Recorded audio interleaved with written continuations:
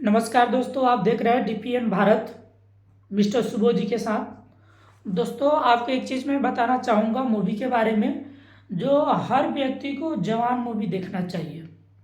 क्योंकि जवान मूवी जो शाहरुख खान का है, अभी जो लेटेस्ट 1 मंथ हुआ जो इसको रिलीज हुए, लेकिन ये सबसे अच्छा मूवी है और ये जनता पे बनी है और नेता पे बनी है कि जनता में क्या गलती है और नेता में क्या गलती है। तो इस मूवी के थ्रू आप देखेंगे और कुछ सीखेंगे भी।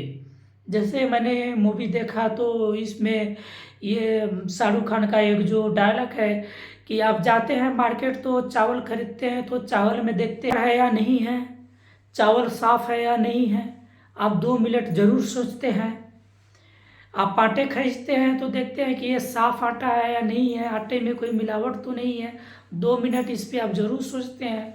मार्केट में आप कोई सामान खरीदने जाते हैं तो कोई आप प्रोडक्ट वगैरह लेते हैं तो आप ये भी देखते हैं कि ये प्रोडक्ट है कंपनी का है कि नहीं है, ब्रांडेड कंपनी है या नहीं है।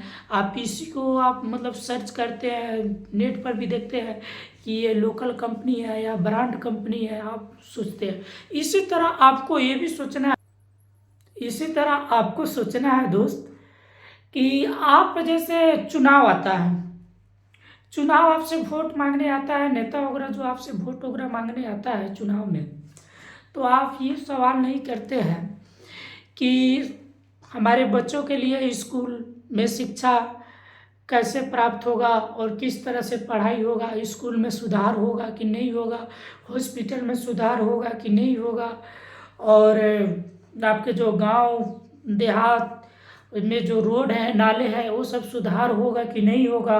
कहीं कहीं पे विकसित है, कहीं कहीं पे एकदम खटारा सा जगह हो गया है।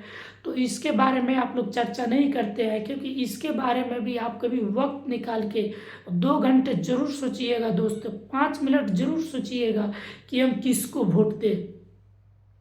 क्योंकि आप वोट उसी के दीजिए जो वादे उसका सच हो। मान लो कि आपको धोखा कोई 1 बार दे सकता है, कोई 2 बार दे सकता है, और जो तीसरी बार अगर आपको धोखा दे तो आप समझ जाइए कि आप खुद ठगाने के लिए रेडी हो। 1 बार धोखा दे दिया, फिर उसको आपको चांस देने से क्या फ़ायदा कि अब की बार सरकार आएगा तो काम करेगा, नहीं होता है दोस्तों।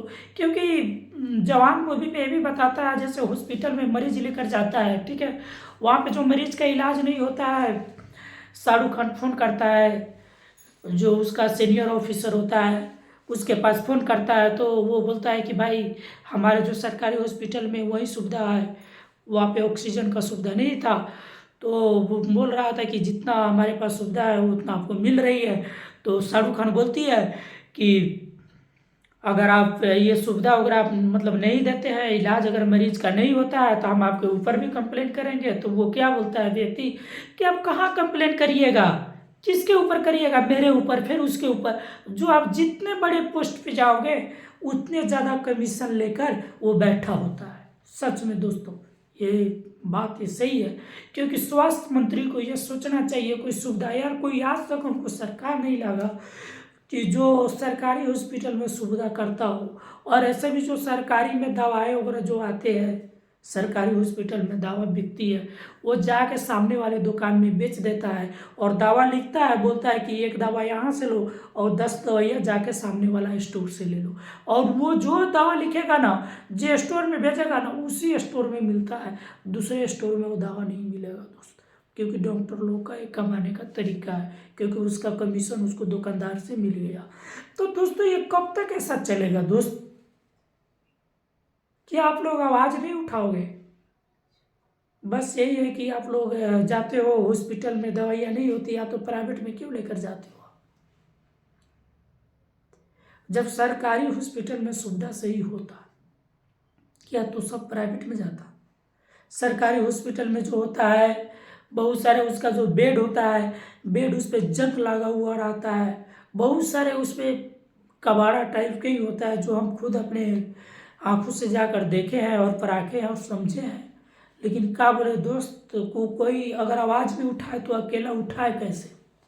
क्योंकि किसी के पीछे होनी चाहिए ना कोई। तो सब कोई आवाज़ उठाओगे ना तो हॉस्पिटल अपने आप सुधर जाए। आप एक बार किसी हॉस्पिटल के सामने जाकर धरना प्रदर्शन कर दीजिए ना, तो हॉस्पिटल सुधर जाएगा। एक दिन जाकर कहीं स्कूल के सामने आप धरना प्रदर्शन करिए, स्कूल में बहुत सुधार हो जाएगा। फिर सुधार हो जाए, फिर से धरना प्रदर्शन करिए। कभी टाइम निकालिए 1 घंटे के लिए अपने बच्चों के फ्यूचर के लिए, 10 मिनट ही धरना करिए, स्कूल में जाइए, खोज पूछ करिए।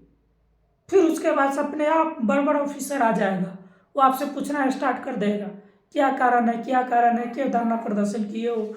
तो आप अपना कारण उसको बता सकते हैं, समझा सकते हैं। इसलिए सुधार इसी तरह से होगा दोस्त। क्योंकि अभी हम लोग हैं, अरे कौन जाए यार, कहाँ पे क्या करने जाए, कंप्लेन करने जाए, यहाँ जाए, थाना में चक्कर काटे, ब्लॉक में चक्कर काटे, कहाँ जाए। तो हम बोलते हैं दोस्त आपको कहीं जाने की जरूरत नहीं है। आपको जहाँ पे सुविधा नहीं है वहीं पे जाके धरना प्रदर्शन करिए, वहीं पे उसका